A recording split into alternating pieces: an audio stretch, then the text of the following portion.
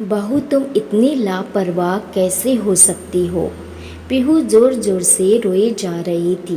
पीहू की आवाज़ सुनकर राधा जी अपनी बहू सोनिया के कमरे में गई तो देखा कि पीहू के मुंह से खून निकल रहा था। शायद बेड पर से गिरने के कारण उसके मुंह में लग गई है। मुंह से निकलते खून को देखकर राधा जी घबरा गई। वो झट से रसोई में गई और चीनी के दाने लेकर आई और पीहू को खिलाए। खून वही कि वही रुक गया, लेकिन कमरे में बहू नज़र नहीं आ रही थी। राधा जी ने बहू सोनिया को काफ़ी आवाज़ दी, लेकिन उसने सुनी नहीं। उधर सोनिया फ़ोन पर अपनी सहेली से बात करने में मशगूल थी। कान में ईयरफोन लगाकर काफ़ी घंटों से बात करने के बाद भी सोनिया को एक बार भी ख्याल नहीं आया कि बेटी को कमरे में जाकर संभाल ले। सोनिया का अक्सर यही हाल था। फ़ोन पर एक बार व्यस्त हो जाने पर उसे कुछ भी याद नहीं रहता। राधा जी पीहू को गोदी में लेकर हॉल में आ गई और उसे चुप कराने की कोशिश करने लगी। वही देखा कि सोनिया ने ईयरफोन लगा रखा था। इस ईयरफोन से किसी को बाहर की आवाज़ कहाँ से सुनाई देगी। सोनिया ने राधा जी के मुंह पर झलकते गुस्से को देखकर झट से फ़ोन कट किया। राधा जी ने सोनिया से कहा, बहू, हर चीज़ की हद होती है। हर चीज़ का एक सीमित समय होता है। ये नहीं कि किसी चीज़ की लत ही लगा ले। क्या हुआ माँ जी? और ये पीहू क्यों रो रही है?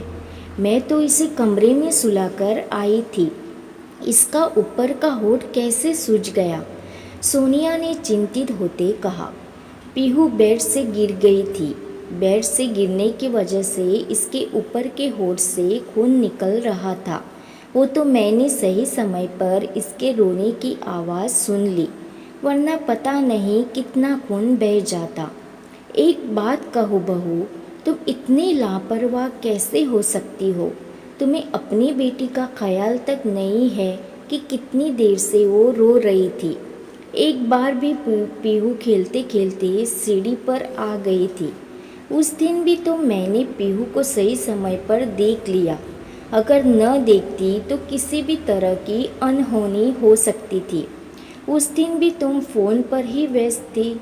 बहू, मैं ये नहीं कहती कि किसी से भी तुम फ़ोन पर बात मत करो। बात करो, लेकिन बात अपने कमरे में भी तो हो सकती है ना, ताकि बच्चे का भी ध्यान रख सके। देख बहू, बच्चे तो रुई के फुए की तरह होते हैं, जिन्हें बहुत ही देखभाल की ज़रूरत होती है।